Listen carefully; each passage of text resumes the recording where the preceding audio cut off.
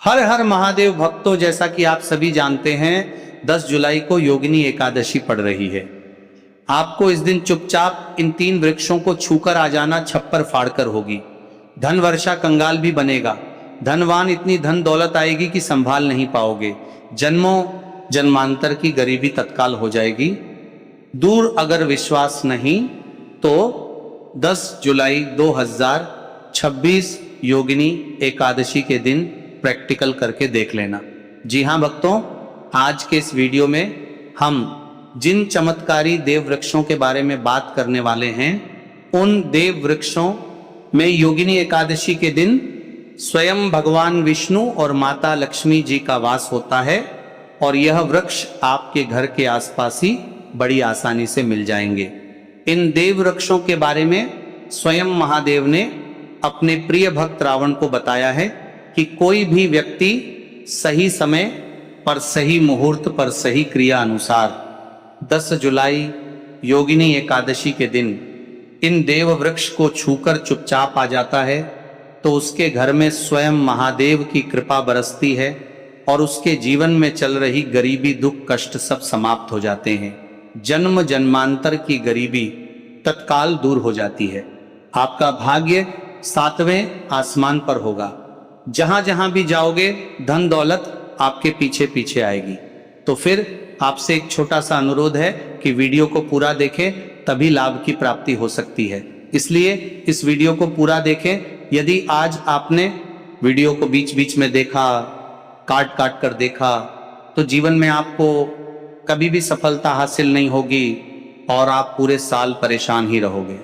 आप साथ ही भक्तों, इस वीडियो में हम आपको ऐसे पेड़ बताएंगे जिन्हें छूने मात्र से आपकी गरीबी तत्काल दूर हो जाएगी। जी हाँ भक्तों, माँ लक्ष्मी की आप पर ऐसी कृपा होगी कि आने वाले समय में आप धनवान बन जाओगे। भक्तों, अगर आप 10 जुलाई योगिनी एकादशी के दिन ये जो पेड़ हम आपको बताएंगे, उन पेड़ों को छूने मात्र से आपकी गरीबी दूर हो जाएगी। भक्तों, इस बार योगिनी एकादशी कई वर्षों बाद विशेष संयोग में आई है, तो जिन वृक्षों के बारे में हम आपको बताने वाले हैं, अगर आप उन्हें हमारे बताए अनुसार सही समय और शुभ मुहूर्त देखकर छू लेते हैं तो यकीन मानिए आपके जीवन में कुछ दिनों बाद धन की वर्षा होने लगेगी। फिर आपके जीवन में आपको उन्नति करने से कोई नहीं रोकेगा पाएगा। आपकी हर मनोकामना पूरी होगी, खुशियों से भर जाएगा आपका घर। यदि आप 10 जुलाई योगिनी एकादशी के दिन इन देव वृक्षों को छू लेते हो तो तीनों देव ब्रह्मा विष्णु महेश का आपको आशीर्वाद मिल जाएगा। इसीलिए भक्तों, इस वीडियो को पूरा देख लीजिए। तो चलिए जानते हैं कि कौन से ऐसे पौधे हैं जिनको 10 जुलाई योगिनी एकादशी के दिन छू कर आ जाना है। लेकिन उससे पहले अगर आप इस चैनल पर नए हैं तो चैनल को सब्सक्राइब करके वीडियो को एक लाइक जरूर करें। साथ ही आप अपनी राशि या अपने शुभ नाम को कमेंट बॉक्स में जरूर डाल दें, क्योंकि हम आपकी राशि से जुड़ा भाग्य भी बताते हैं और भाग्य में चल रही परेशानियों को तत्काल दूर करने के लिए आसान से आसान उपाय भी बताते हैं। इसीलिए आप अपनी राशि कमेंट बॉक्स में जरूर डाल दें। तो चलिए भक्तों, वीडियो को शुरू करते हैं। देखिए भक्तों, हमारी हिंदू संस्कृति में कई तरह के पौराणिक मान्यताओं को महत्व दिया गया है कि कई ऐसे पेड़ पौधे कई होते हैं जो कि देव वृक्ष कहे गए हैं और काफी शुभ भी माने गए हैं। प्रकृति में मौजूद कई ऐसे पेड़ पौधे होते हैं जो कि हमारे जीवन में चल रही परेशानियों को दूर कर देते हैं।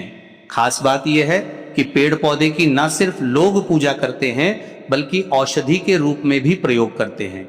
ये कई प्रकार की बड़ी से बड़ी बीमारी को ठीक करते हैं और वेद पुराणों में भी कई प्रकार के पेड़ पौधों का उल्लेख है।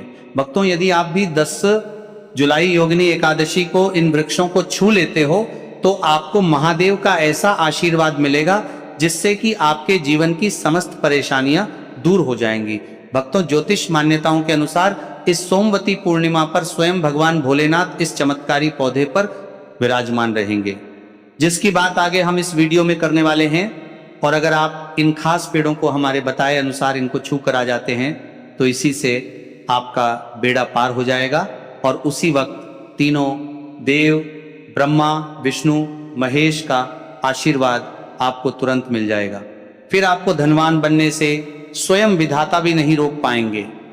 तो भक्तों, उन चमत्कारी वृक्षों को बताने से पहले हम आपको योगिनी एकादशी के बारे में जानकारी दे देते हैं, ताकि आपको उन देव वृक्षों को छूने के लिए सही शुभ मुहूर्त का पता लग जाए।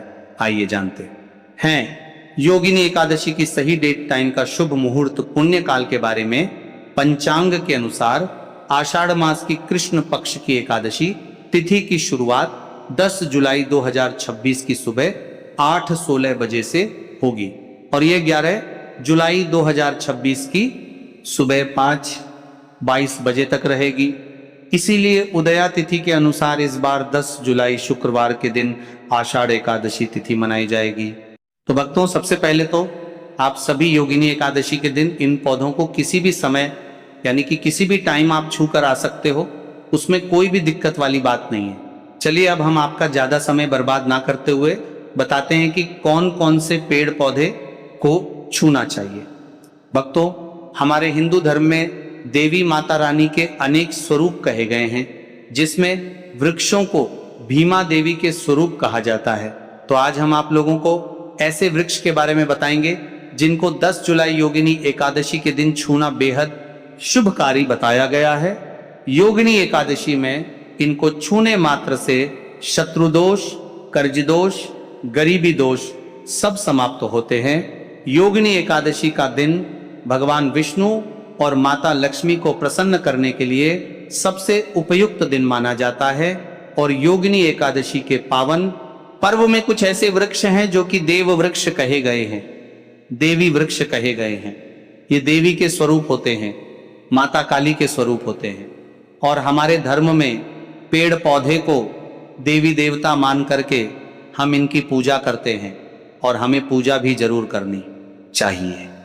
विज्ञान भी कहता है पेड़ पौधे मनुष्यों को फ्री में प्राणवायु प्रदान करते हैं और पेड़ पौधे हमें ऑक्सीजन देते हैं और हमारे जो कार्बन डाइऑक्साइड होता है उसे ग्रहण करके सभी प्रकार की जितनी भी नकारात्मक चीजें होती हैं उसे अपने अंदर में स्वयं सोख लेता है और हमें ताजगी प्रदान करता है।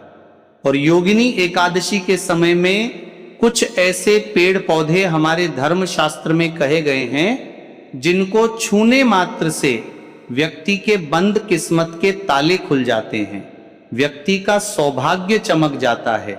हमारे शास्त्रों में पेड़ पौधों को बहुत ही गुणकारी कहा जाता है, क्योंकि इनमें साक्षात देवताओं का वास होता है। अनेक बीमारियों का उपचार पेड़ पौधों में ही छुपा है। पेड़ पौधों में कई जड़ी बूटियां पाई जाती हैं और भगवान श्री कृष्ण ने गीता में स्वयं कहा है कि वृक्षों में मैं पीपल का वृक्ष हूं। पीपल के वृक्ष को वृक्षों का राजा कहा जाता है, क्योंकि पीपल वृक्ष की जो आयु होती है सबसे ज्यादा होती है, सबसे अत्यधिक होती है। पीपल वृक्ष सर्वशक्तिमान होता है, पूजा पाठ में अत्यधिक इसका महत्व होता है। तो चलिए आज हम आप लोगों को 10 जुलाई योगिनी एकादशी छुए जाने वाले वृक्ष के बारे में बताएंगे। तो कमेंट में हर हर महादेव अवश्य लिख दीजिए, क्योंकि जब भगवान भोलेनाथ का नाम लिखा या बोला जाता है तो भगवान भोलेनाथ उस व्यक्ति से बहुत ही जल्दी प्रसन्न हो जाते हैं। भक्तों, हमारे धर्म शास्त्र में अनेक ऐसे वृक्ष हैं जिन्हें कल्याणकारी और मंगलकारी माना गया है। यह वृक्ष केवल पर्यावरण के लिए नहीं बल्कि हमारे जीवन के लिए भी बेहद महत्वपूर्ण होते हैं। खासकर अगर आप इन वृक्षों को छूते हैं तो आपकी सारी परेशानियां, कष्ट, दुख और तकलीफें खत्म हो जाती हैं। सोमवती पूर्णिमा के दिन जो कि 10 जुलाई को है, इन वृक्षों का असर कई गुना बढ़ जाता है। इस दिन शक्ति धरती लोक में आ जाती है और इस दिन हर वस्तु में प्राण और चेतना का संचार होता है। जब यह शक्ति पूरे ब्रह्मांड में फैली होती है तो जितने भी पेड़ पौधे, जीव जंतु और चल अचल वस्तुएं हैं, सब में शक्ति जागृत हो जाती है। इस विशेष समय में अगर आप देवी स्वरूप कहे गए पेड़ पौधों को जाकर छू लेते हैं तो आपके जीवन के सारे दुख, कष्ट, रोग और परेशानियां समाप्त हो जाती है। खासकर काल सर्प दोष, मंगल दोष, शनि दोष और राहु दोष जैसी समस्याएं तत्काल अपना असर छोड़ देती है और पूरी तरह समाज समाप्त हो जाती है। भक्तों, आज हम आपको 4 से 5 देव वृक्षों के बारे में बताने वाले हैं जिन्हें हमारे धर्मशास्त्र में बहुत महत्वपूर्ण माना गया है। ये चारों वृक्ष आपके जीवन में सुख, समृद्धि और खुशहाली लाने के लिए बेहद प्रभावशाली होते हैं। इसीलिए इस वीडियो को ध्यान से देखना, क्योंकि अगर आपने इसे बीच में काट कर देखा तो बाद में आपको पछताना पड़ सकता है।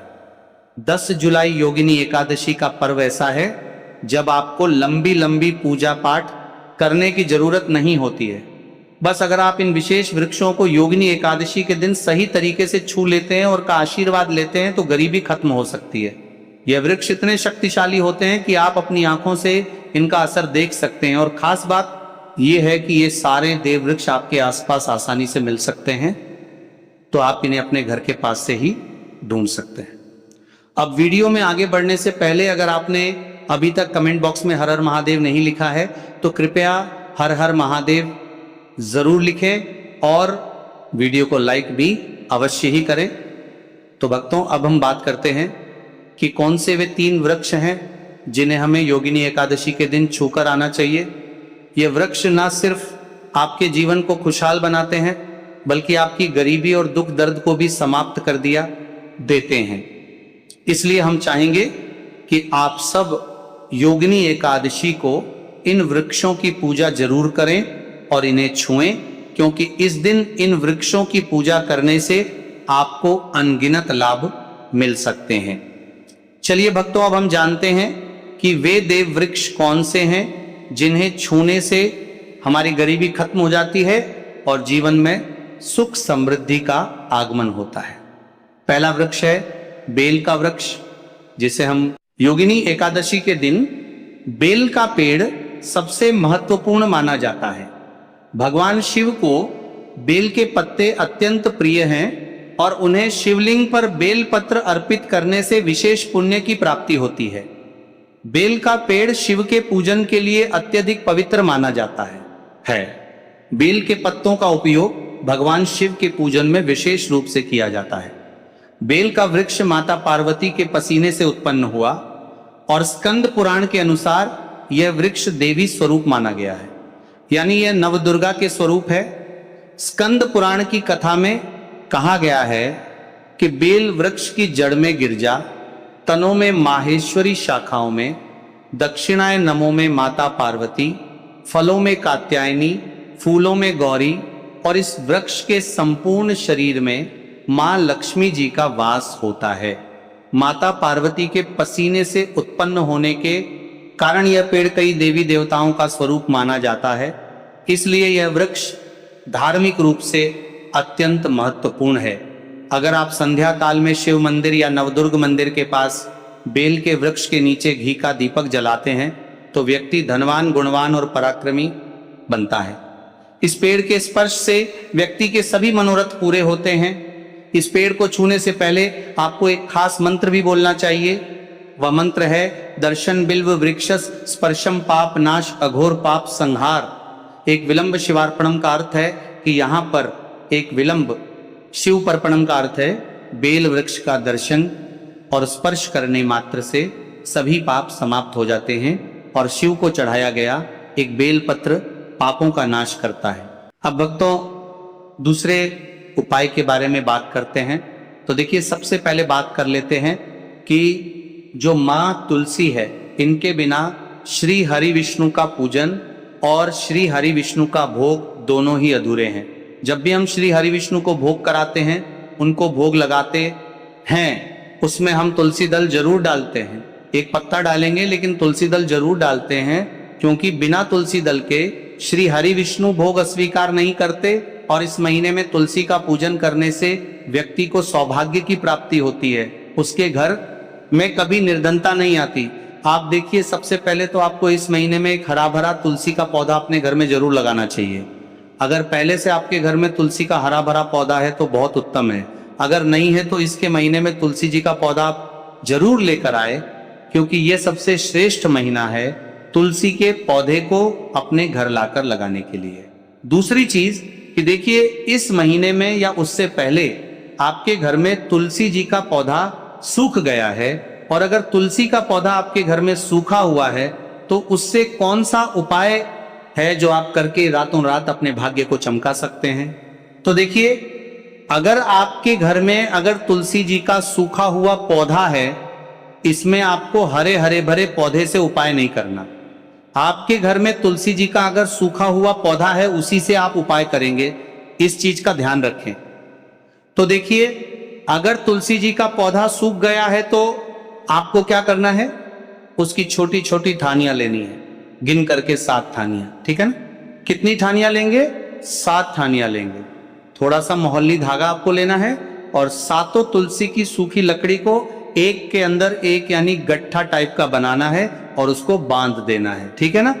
सारी तुलसी की लकड़ियों आपको इकट्ठा करना है और मौली धागे से बांध देना है। बांध देंगे कलावा लपेट कर।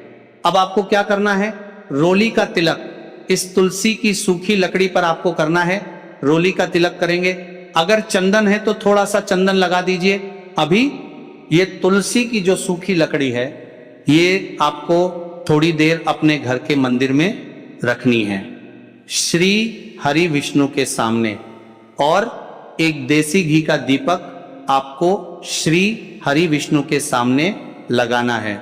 दीपक गोल बाती का लगाएंगे और उसमें एक चुटकी पिसी हुई हल्दी डाल देंगे, ठीक है ना। श्री हरि विष्णु को हल्दी बहुत प्रिय है। दीपक लगा देंगे। थोड़ी देर बाद जो तुलसी की लकड़ियां हैं उनको ऐसे ही रखा रहने देंगे, तिलक कर देंगे। अब थोड़ी देर बाद आपको क्या करना है, तुलसी की वो जो सूखी लकड़ियां आपने बांधी थी कलावे से, मोली धागे से, अब आपको उन्हें उठाना है। एक छोटे से लाल कपड़े में आप इसको रख लीजिए, ठीक है ना। लाल कपड़े में रख लीजिए, पीला कपड़ा हो तो पीले कपड़े में रख लीजिए। रखने के बाद आपको क्या करना है, इसकी पोटली टाइप की बना देनी है। धागे से लपेटकर मौली धागे से ही पोटली बना लीजिए, आराम से बन जाती है।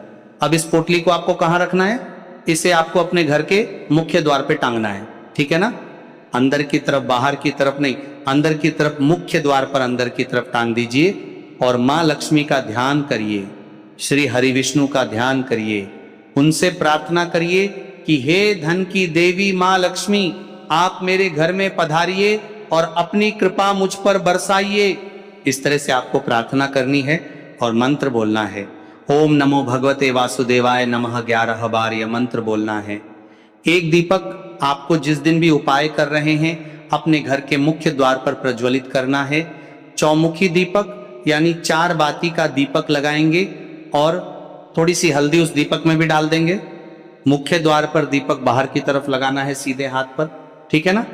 ये उपाय आप करिए और देखिए कि कैसे आप महाकरोड़पति बनते हैं, कैसे आपके पास पैसा आता है और कैसे आपके पास पैसा रुकता है। तो ये वही उपाय है जो रातों रात आपके भाग्य को चमकाएगा और आपको महाधनी बनाएगा। छोटा सा उपाय आपको महाकरोड़पति बनाएगा, अगर सच्ची श्रद्धा से आपने इस उपाय को कर लिया। साथ ही साथ इस महीने में अगर कोई जूते का दान कर देता है, जूते चप्पलों का कोई दान कर दे इस माह में, तो समझ लीजिए उसे हर वह वस्तु मिलती है जिसकी वह कल्पना करता है, जिसकी वह चाहता है। आपने अगर कुछ ऐसा सोचा है कि हाँ मुझे ये वस्तु या मुझे ये चीज मिल जाए, मेरी इच्छा पूरी हो जाए, आपकी कोई भी इच्छा अधूरी है, पूरी नहीं हो रही, तो इस माह में आप एक व्यक्ति को दान करें, जूते या चप्पल। फिर देखिए कि आपका भाग्य कैसे आपका साथ देता है और कैसे आप अपने जीवन में आगे बढ़ते चले जाते हैं।